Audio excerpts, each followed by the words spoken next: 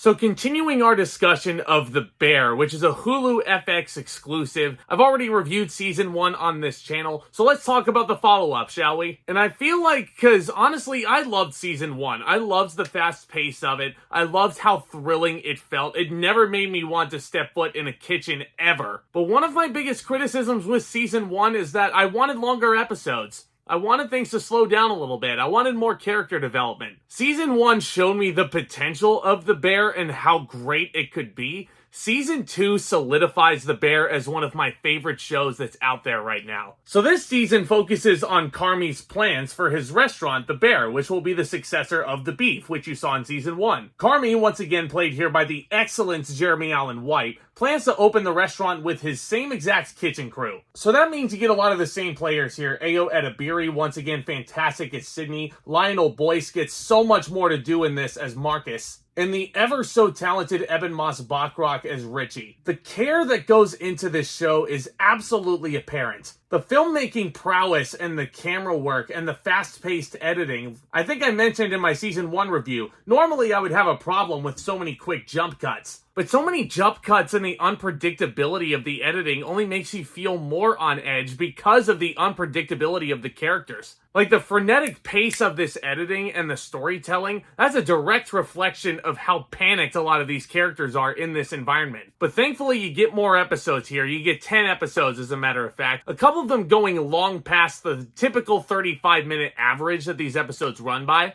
And man, I feel like that was much needed to really help me get behind a lot of these characters. Marcus is a key one here. Lionel Boyce goes off-site to work at a different restaurant in a particular standalone episode, and you get so much more depth with this guy, as opposed to the culinary genius who's building all the cakes in the back of The Bear. And Lionel Boyce is so freaking good in this show, man. He is so charming and so likable. Edebiri, I don't think gets as much to do as she does in season 1. There is a small little subplot involving her character's father that I think adds a lot more depth to her character. But she definitely still retains a strong female lead presence here. And man, I gotta tell you, like, across the board, all these actors are phenomenal. Jeremy Allen White is something else, man. And it's not like this character is going through a lot of inner turmoil. There's not a lot of inner struggle. He doesn't have to choose one path or the other necessarily. But these are two huge things happening in his life at once. Not only is he overseeing the construction and the renovation of his new restaurant and his vision, all of which he sadly does not have his older brother there, played by Jon Bernthal, to share it with, but he's also got a new romance in his life, and Claire, played here by the excellent Molly Gordon. And yeah, usually, like, if you look at a show like this, you might see the character of Carmy, and you might see that he's this frenetic, larger-than-life presence in the kitchen. And some people might look at the character of Claire as kind of a storyline that was tacked on and maybe not absolutely necessary, but I feel like that only helps elevate this character to be so much more relatable. Because this isn't a girlfriend who's telling him, hey, you stay away from the kitchen,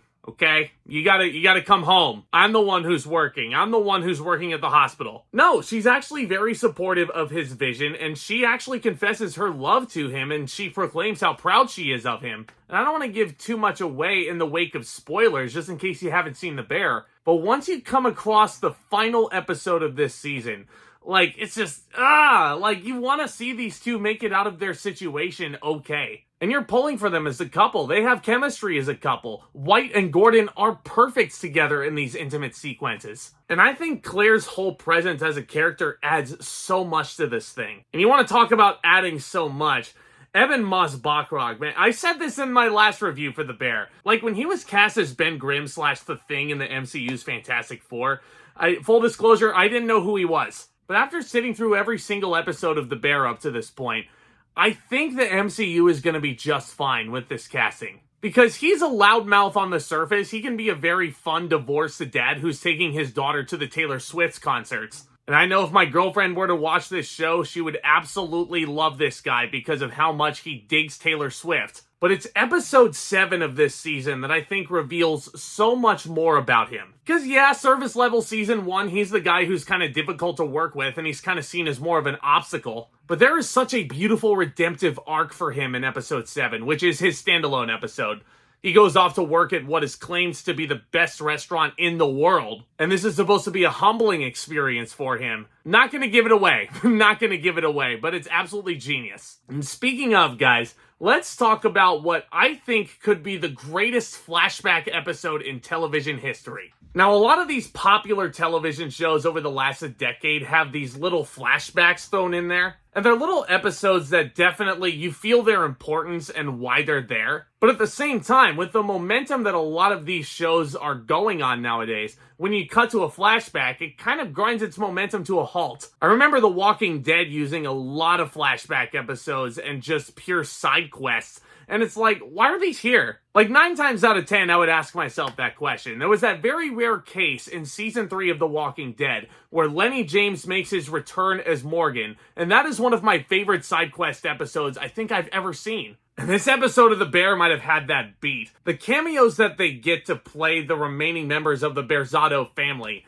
it's absolutely breathtaking. Like, just to see the heavyweight actors that they get here. Jon Bernthal reprises his role as the departed Michael, and he is absolutely fantastic here. You feel so much sympathy for this guy, and it makes all the more sense as to why he ends up doing the things that he does at the end of his life. But you also are introduced to recurring cameos like Oliver Platt is in this, like he's really good. Bob Odenkirk pops up as an uncle, and he is just a pure asshole. Like, my God, this is the uncle that is at your Christmas dinner that says all the wrong things at the most awkward times. And man, you wanted Jon Bernthal to throw these specific items at Bob Odenkirk any chance he got. But the big standout for me of these guest stars was Jamie Lee Curtis as the mother. Jamie Lee Curtis's whole storyline revolves around cooking this Christmas feast for the entire family. And with how the entire family is treating her throughout the holiday, she sees them pretty much as ungrateful. And it's hard to disagree with her with how she's being treated. And I'm not going to get too deep into this, but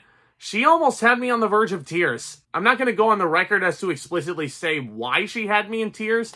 But yeah, her performance was so well realized. Jamie Lee Curtis's best work in a while. And yes, that does count her Oscar-winning turn in Everything Everywhere All at Once. I stand by it, Angela Bassett was robbed. But in case you couldn't tell, like, The Bear just, like, it's a show that excites me so much. Because it's already proven that it can be incredibly intense. But it also knows when to find that fine line of slowing down and just spending time with these characters. And we get a proper picture of examining why these characters are the way they are. And I can't wait to peel back even more layers, because apparently they are filming seasons 3 and 4 back to back. And my biggest criticism about this season is that it ended. I wanted to start season 3 right then and there. Christopher Storer, I think, is an absolute genius developer and a director in his own right. If you haven't started watching The Bear, not only is it going to make you not want to ever get into culinary arts, not only is it going to make you want to eat a buttload of food, but it is just going to entice you to not stop watching. And that is the true mark of a binge-worthy TV show that is at the top of its game. I'm going to give The Bear Season 2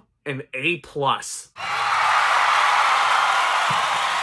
Yeah, there it is. I knew they had it in them. Thank you again to my friends Andrew and Vic for recommending that I check out this show and talk about it with you guys. It is just, oh man, it's incredible. Season 3 cannot premiere sooner. Let me know what your thoughts are on The Bear. Let me know what your favorite episode is. Let me know who your favorite character is. If you guys love discussing all things television, all things new in the cinematic universe, this channel is for you. So do consider becoming a subscriber and joining the community today. Tap on that thumbs up as well if you enjoyed what you saw. And stay tuned for more videos hitting this channel very soon. I look forward to checking out Monkey Man in theaters tomorrow night. In addition to all these other cinematic releases, I'm also looking forward to wrapping up my Shrek playlist. I've already reviewed the original classic from 2001. I can't wait to talk about Shrek 2, the best one. It's a lot of exciting stuff to look forward to over here, guys. Of course, stay tuned. Y'all are the best. Thank you again for tuning in. And with all that being said, Back Talk, commence.